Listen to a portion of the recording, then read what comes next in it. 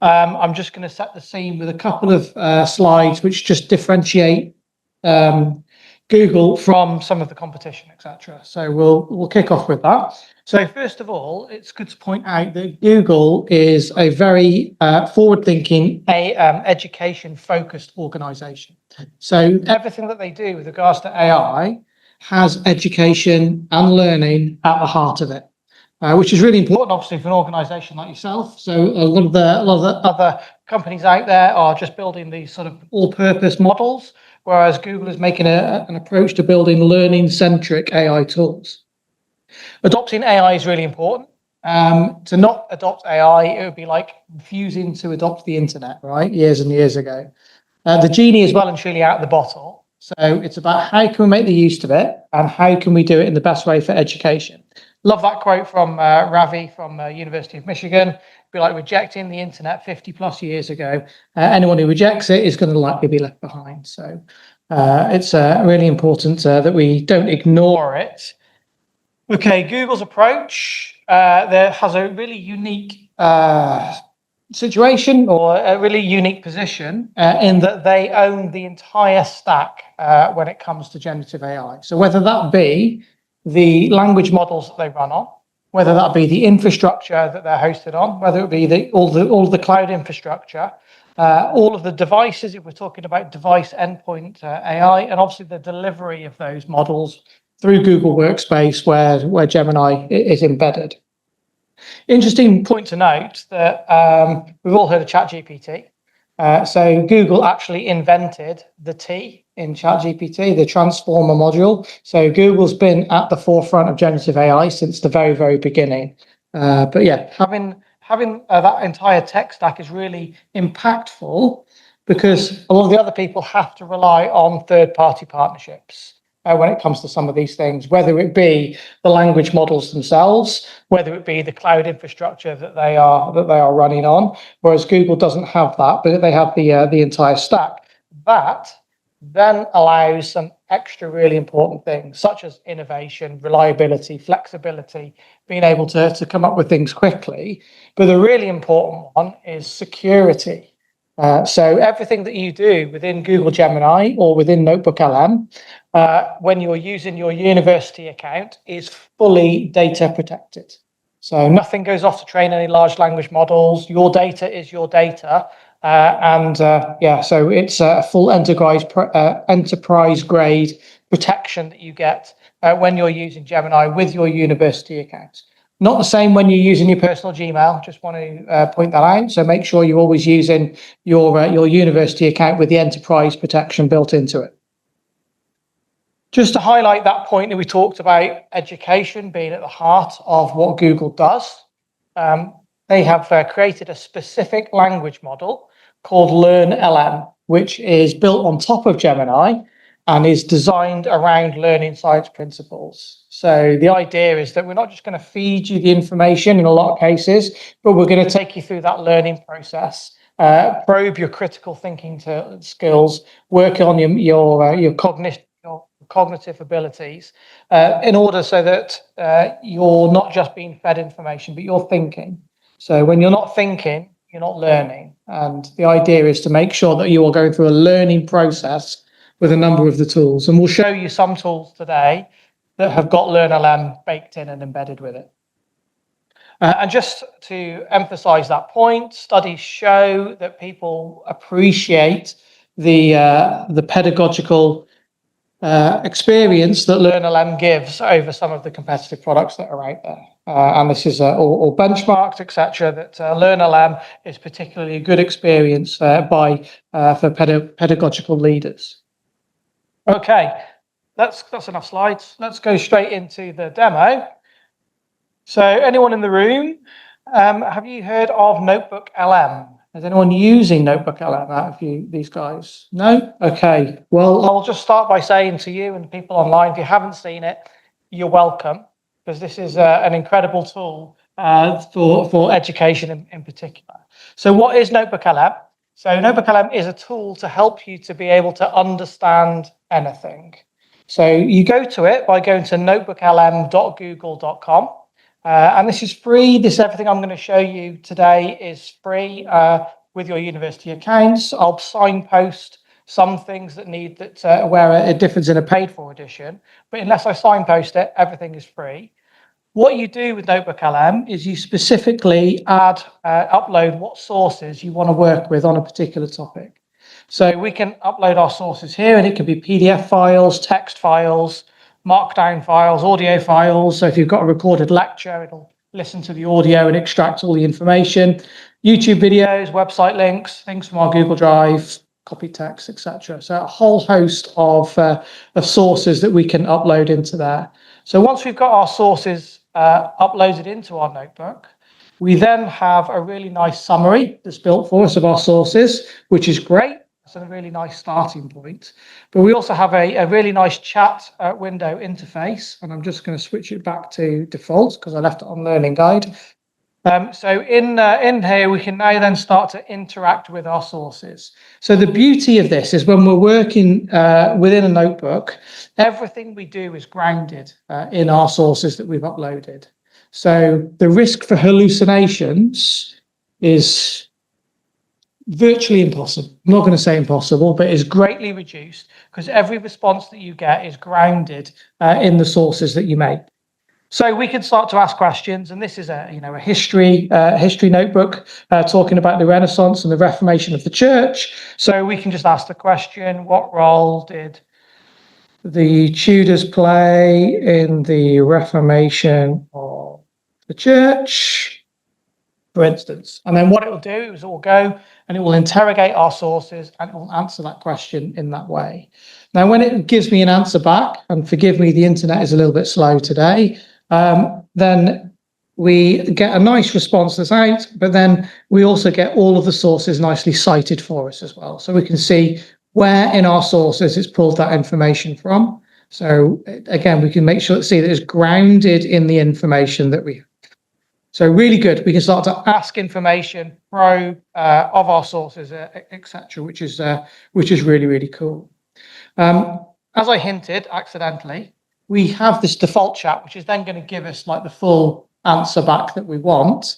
But we can put it into Learning Guide, which then starts to draw on the Learn LM experience, whereas we're not going to just feed the answers back to us, we can also choose whether we want shorter or longer responses, depending on our personal preference.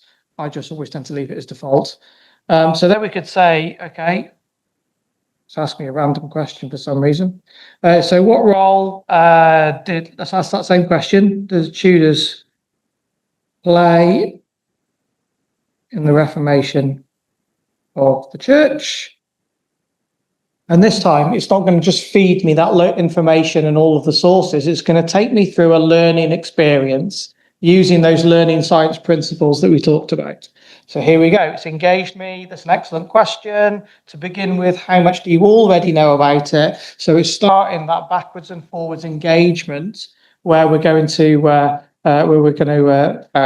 go through that cycle and stimulate those old grey cells so that we're thinking about it and we're learning through the process rather than just capturing the information out that we want.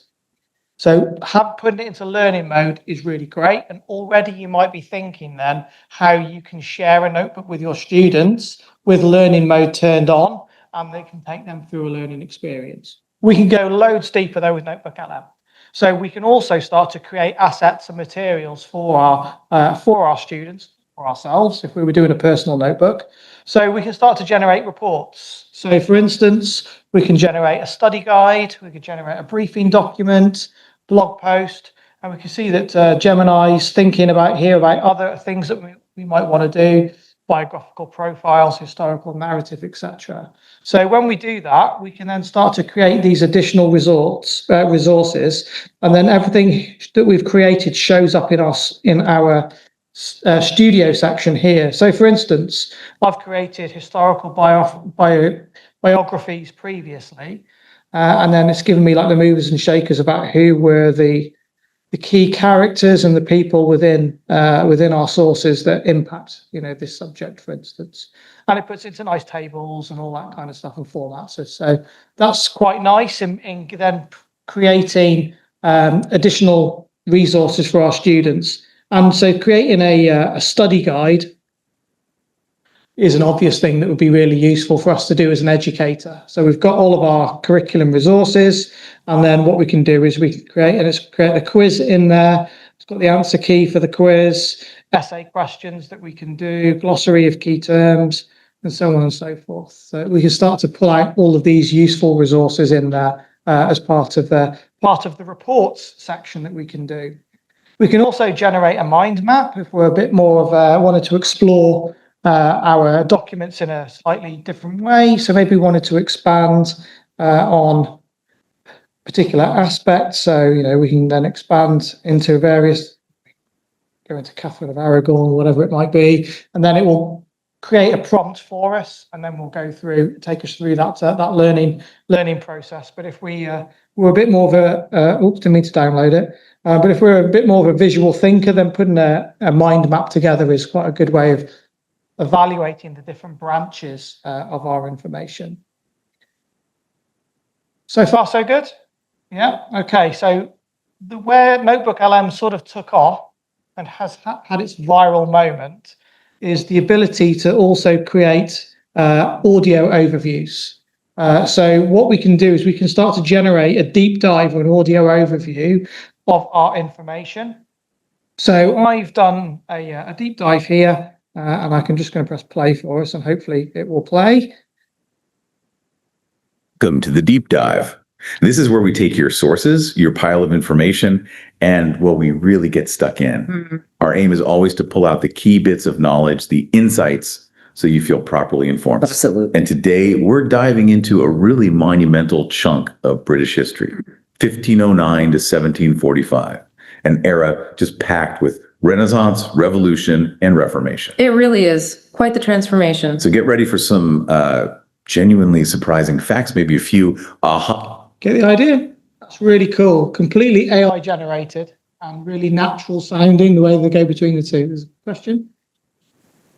Part of this series of options, outputs, are those things you mentioned that something about what you've done previously? Like to what degree have you shaped what's being offered here?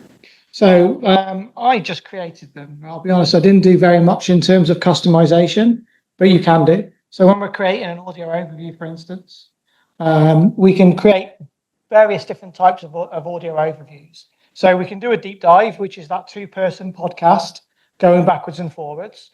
But maybe in certain circumstances, we want something a little different. So we can do a brief. So we just get a single speaker briefly overviewing the information. You can have a critique where they will go backwards and forwards and drill into your information and where they think that the angle of it is maybe lacking, and it's not robustly covering the subject in enough detail. Or you get a debate who look at the sources and then argue both sides of the coin. So depending on what you want, you can create various different types of audio overviews.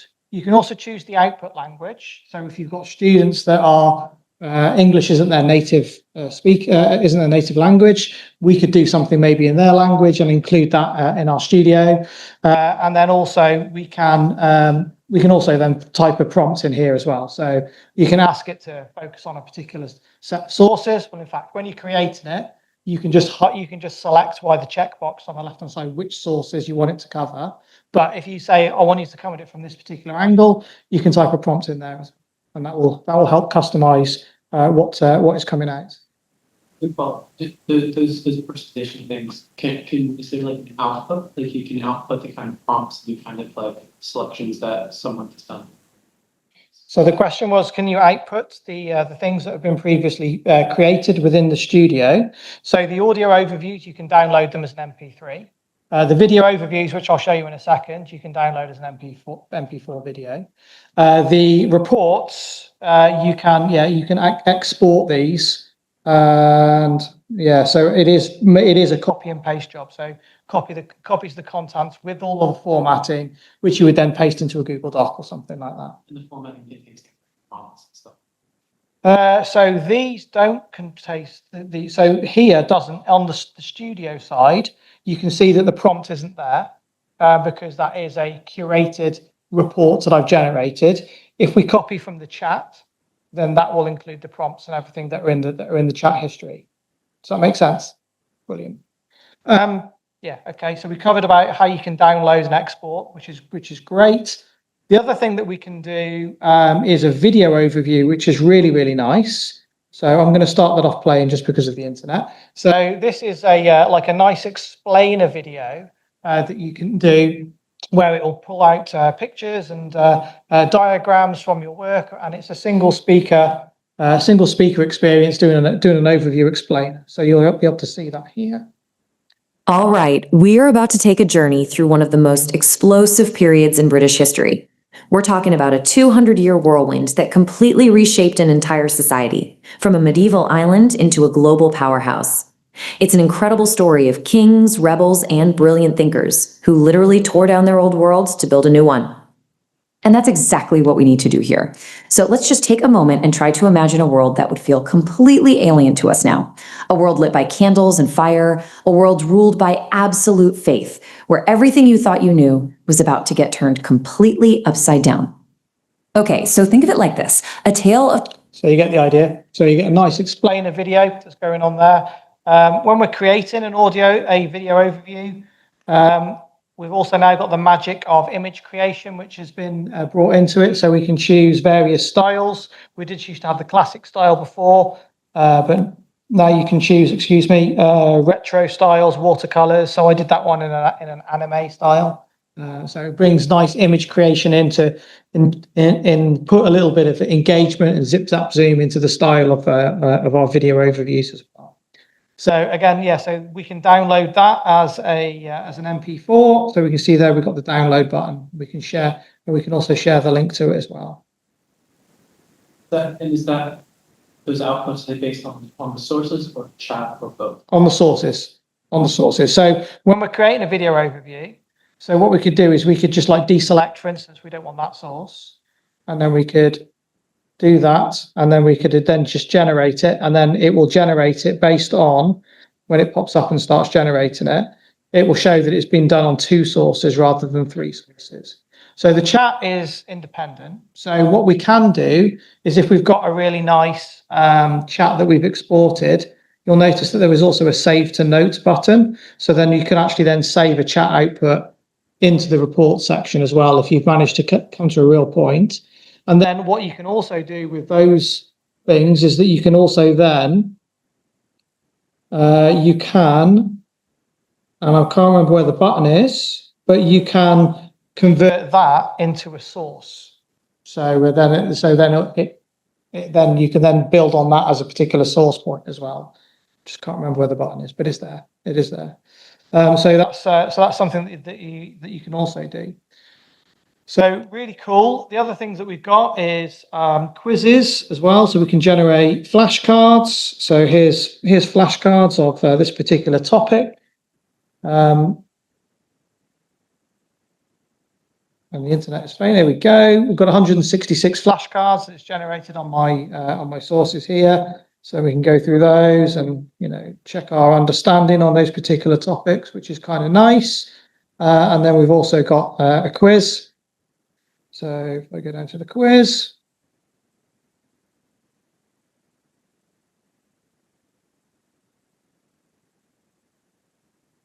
just thinking about it.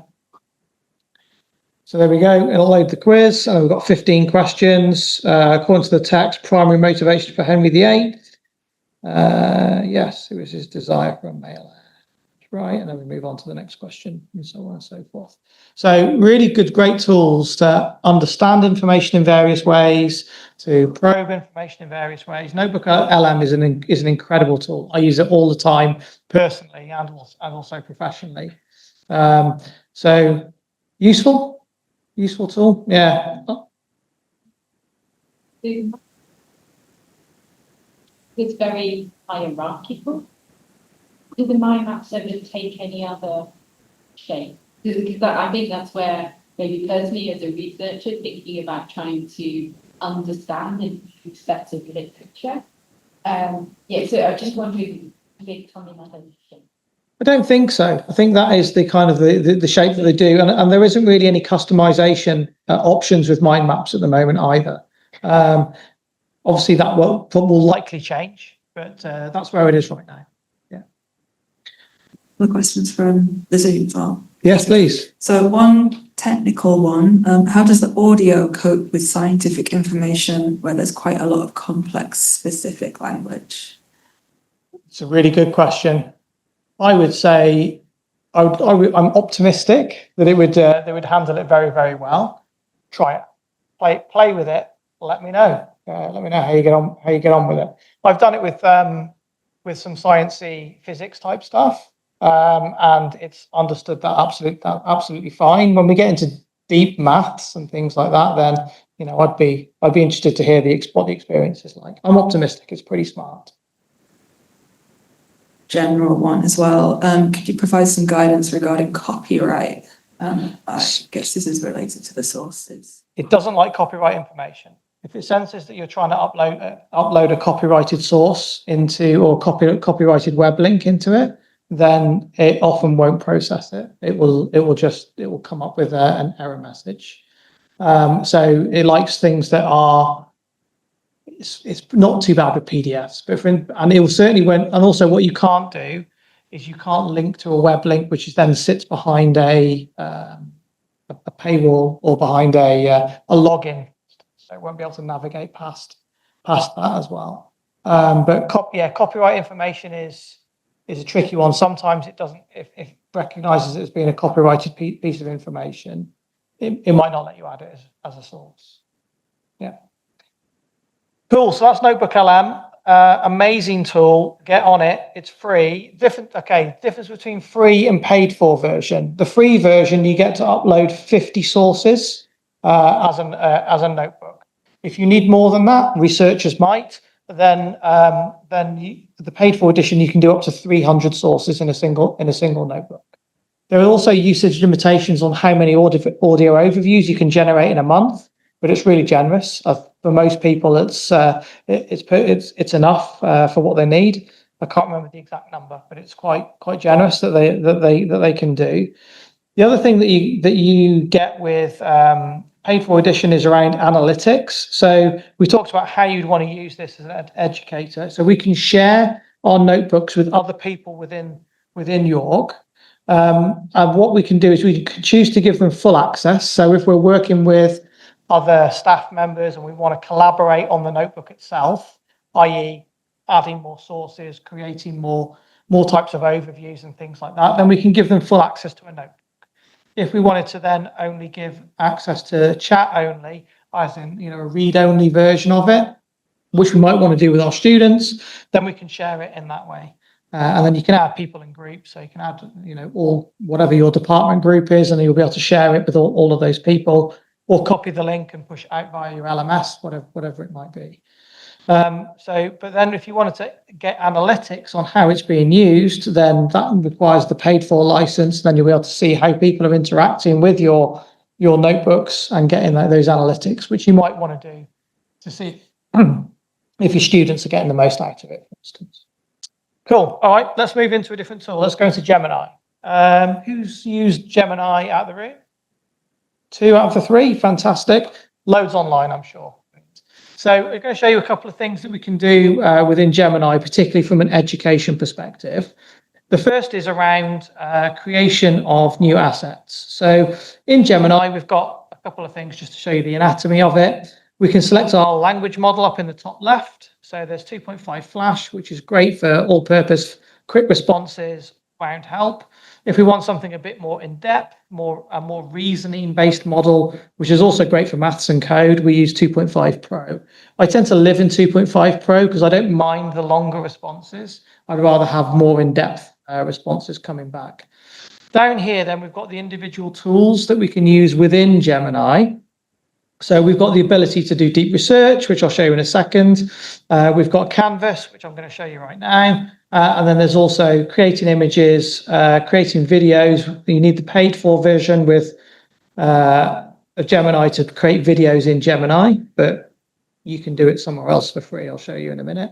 And then you've also got guided learning. Again, this is embedded with LearnLM to do a learning guided experience. Teach me about XYZ topic, and it will take you through that learning process. So I'm going to show you Canvas about how we can use this to create some really nice resources.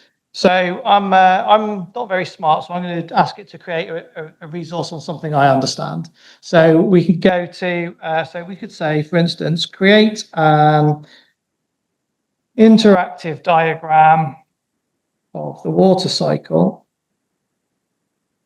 make it fun and engaging and most of all educational. You know, we could probably give a better prompt than that, i.e. set the context of who this tool is going to be for, what they're going to use it for. But for today, I'm just going to go with a bit of a general prompt. So then what Canvas is going to do is it's going to break out now into a collaborative space where it's going to help us to create this particular tool. And what it's going to do, it's going to start to, we see there, it's going to code this tool for us, which is really, really nice. I've never coded before in my life, but since Canvas came around, I've been recreating all the games of my childhood, Space Invaders, Pac-Man, Breakout, all of these kind of things, and creating lots of clones of them, which is great. So this is going to be giving us a tool coded in HTML, but we could also ask it to do it in Python or in other different languages that we would want. If we were doing it in Python, for instance, we'll be able to automatically then export that into Colab to run as a Jupyter notebook, for instance. So here we go. We can see when it's created it, it then gives us this nice preview section so we can see how it runs. And then we can no doubt click on these different sections, evaporation, precipitation, etc. So we've now got a resource that didn't exist before. We've coded that and come up with that on the fly. So as educators, you might think, I wish there was something that did this to really visualize the topic that you're teaching. Well, now maybe you could create something with Gemini's help. And this is an iterative experience. So maybe we don't exactly quite like that. For instance, I don't like the way that the title is over this top bit here. So I could then refine this again and ask it to change bits, etc. And we just continue to improve and iterate on it until we've got something that we're really, really happy with. And then when we're ready, we could just export that, could copy the code, and then we could embed that into a Google site, for instance. And then you've got a nice tool that you can then just push out via LMS for students to use within Google Sites. So Canvas is really great. Great for coding. It's also really good for writing and creative writing, unit creation, all these kind of things. So when we do it with a writing, in fact, let's just show you a quick example. I'm going to go into Canvas. So to create a 6-week unit plan on energy and motion for high school. I don't know, I'm just making it up as I go. Physics. And then, so what it'll do is it will break out into the Canvas experience, but it will be working with a piece of writing and a piece of text. So it's brought it out, and we can then start to iterate on this. We can select sections. I won't have to wait for it to finish creating what it's doing, but you'll notice up here we've got the full text editor up here, so we can then start to directly edit the text within the output if we wanted to do that. Or we've got here some other options where we can select a bit of text and we can say, can you make this bit shorter? Can you make it longer? Or can you make it more formal? That's where I've just created it. So we can say there, change the length, and we can go from short to very short, long to very long, for instance. Or we could just say, change the tone. So we could go to casual, very casual, formal, very formal, depends on what we were creating. So whatever we're creating up in terms of a written piece of document, Canvas is a really good way, again, to iterate, because we've got the chat window on the left-hand side, the text editor on the right, and then also these refinement controls, which are really, really useful. You also get, you can also ask Gemini to suggest its own edits. And then what it will do is it will read its own output in its document and say, actually, we can improve it here. And then it will come up with some suggested edits of itself, which is quite nice. Okay, I'll show you deep research. We've got at least one researcher in the room, right? I think you said. So this is a really good way of being able to go out and to pull lots of information together on a particular topic that we want to do. If we want to add our own research or pieces into it, then we can obviously upload our own files and resources into this piece of research as well. We could also obviously make sure that we stipulate in the prompt the sort of angle we want it to come from, or the sort of sources that we want to do. So, for instance, we could say, I'm going to do a general prompt, create a report on how UK universities are using generative AI to improve teaching and learning, for instance. So I'm going to put it into Flash just to make it a little bit quicker, although I would normally do this in Pro. Deep search. So then what it's going to do is going to start to build a research plan for us, first of all. So it's having to think about it for a second, and then it will come up with what its methodology will be. So we can have a look through this. It's going to look at the landscape of AI, identify specific examples and use cases, investigate ways students are currently using it, etc., etc. So we'd decide, are we happy with this methodology that it wants to do? If not, we would edit the plan, or we would come up with something different. But then we would just press start research. And then what it would do is it's going to then go out and search hundreds and hundreds and hundreds of websites for us to pull together this information. It's probably going to take about 10 minutes. So I'm going to, in true Blue Peter style, I'm going to select one that I've done before. And I'm going to go, I've already played with this one. So let's go back to the original report. So then we've got something that has been pulled out. And here we've got a nice full written report that it's come up with. Each section has got then its references that it's pulled from, so we can check the sources and the legitimacy of what it said from those sources if we need to, which is quite helpful. If we went right down to the bottom, it puts it into nice tables and that kind of thing as well. If we went right down to the bottom, it shows all of the sources that it's used in that report, which is kind of helpful. And we can also see the sources that it's read, but it's not used in that. So we can start to see all of that information, which is quite nice. From there, we could do some things. So we could just export that into a Google Doc if we were ready to use it as it is, or we can start to create some other resources off the back of this research. So we might want to make this a little bit more digestible by creating an infographic, or we could create a quiz or some flashcards, or we could do an audio overview like we can in Notebook LM. So I've created an infographic. And hopefully it should load pretty quickly because I already created this. But then you'll be able to see that then this can put some of that information into a really nice, digestible format, for instance. So quite helpful. And then what we could do is we could also export that and put it onto a Google site or however we wanted to do to make that accessible and for whoever the audience was for what we wanted to show as part of that initial phase of research. Useful? Yeah. Good for great for students to deep dive into a topic. Great for you guys to deep dive into information that you have. So was there a question?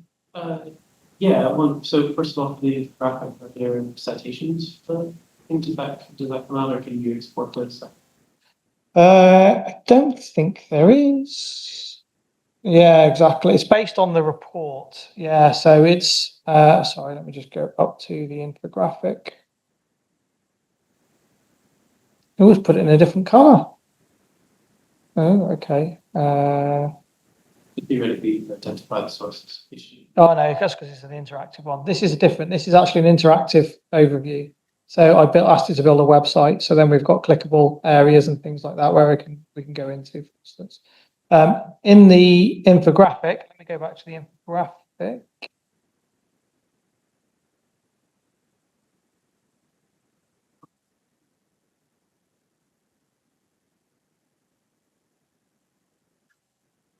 I don't think the citations are there. I think all the citations are just, if I'm honest with you. But yeah, maybe let's let that load again, and we can come back to it. Okay, last thing I want to show you, because time has run away with me as it usually does. Let me just quickly scroll down and see if there is.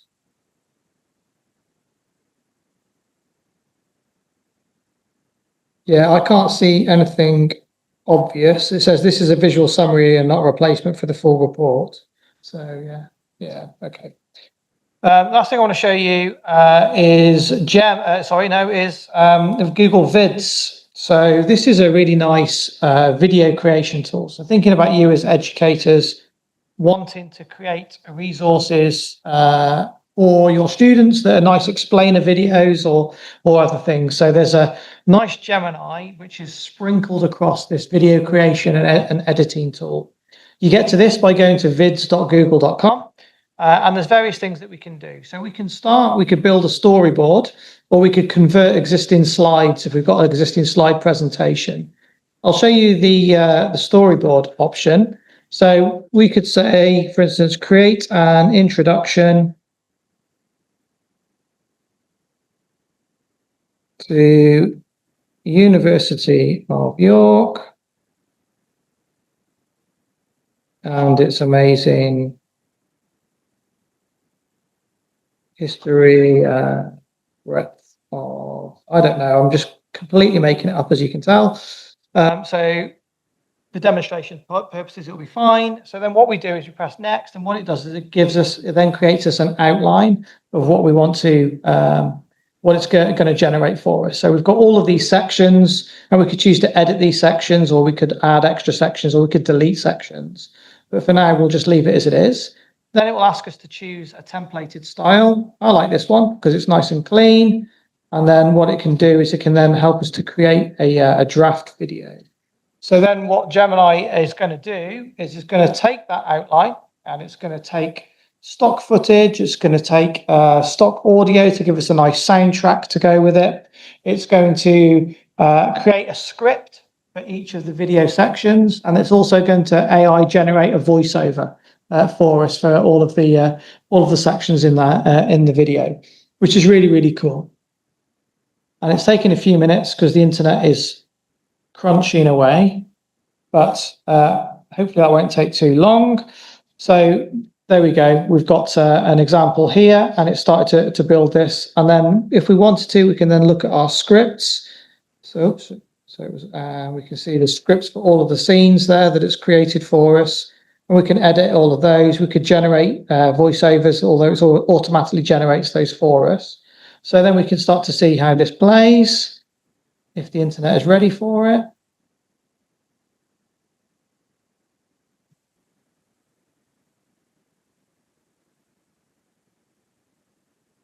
The University of York, where history meets innovation. In this video, we'll explore our rich past and vast academic offerings. Nestled in the historic city of York, our university combines a vibrant modern campus with the charm of ancient traditions. Our roots run... So you get the idea. It's stock footage. Now we might think, okay, that's all very good. It's a nice starting point, but I want to go a little bit more, I want to do a little bit better than that. Maybe for this section, we don't want this video here. We want to replace it with something else. So we could go and search for more video, or we could record a video even. So we could just select this section. It's going to open up the recording window. It's also going to give us a nice teleprompter of the script that we've generated for this section. So I'm going to say, record. Our roots run deep, drawing inspiration from centuries of academic excellence and cultural significance in one of England's most historic cities. So you could do that, and you could insert yourself in there as well. And then obviously we would take the voiceover part in that, because we've got My Ugly Mug doing it for us. Traditions. Our roots run deep, drawing inspiration from, so you get the idea. Maybe we're not happy with that though, and maybe we want to change this video here, or maybe I hate looking at my face, which is kind of true. So we could also create an avatar at this point. So we've got a nice selection of AI avatars that we could choose to stand to the camera. The voice you select makes a difference in how viewers will respond to your video. It should fit your video's purpose and style. The voice you select. Thank you, Samir. The voice you select makes... The voice you select makes... The voice you select... Exactly. So we could choose our AI avatar to then deliver that section for us. The voice you select makes a difference in how... Okay, so there we go. So we could preview how that's going to look for that particular section. At the University of York, we are dedicated to fostering an environment of academic rigor and intellectual curiosity, pushing the boundaries of knowledge. So we could choose to go with that. When we generate it, it will sort out all the lip syncing and all that kind of stuff as well. There's a little message there saying lip syncing will happen after rendering. So that it will look really cool. So that's really good. Or the other thing that we could do is we could generate an AI video. So I could say, I'm going to cancel. Maybe I'll cancel first. Go to VO. We go to the script first. Grab the script. Current scene. And I'm going to run out of time to probably show it you, but I could say a professor stood in front of York University saying, I'll put the script in there, and then we could generate that, and it will AI generate whatever we want. You know, I've put myself in loads of Star Wars things, and well, yeah, it's we're using image creation and all sorts. So we've got the image creation and video creation all built in within Google Vids, and that's all built into your current package that you've got at the university. There's no extra licensing that you need in order to do any of that stuff. There we go. We're at time. I wish I could talk about the tools that Gemini have got for hours, but we don't have hours, I'm afraid. So hopefully that's been useful, and hopefully you've seen something you didn't know was there before. Notebook LM is an absolute game changer, so get on that immediately, I would say. Thank you.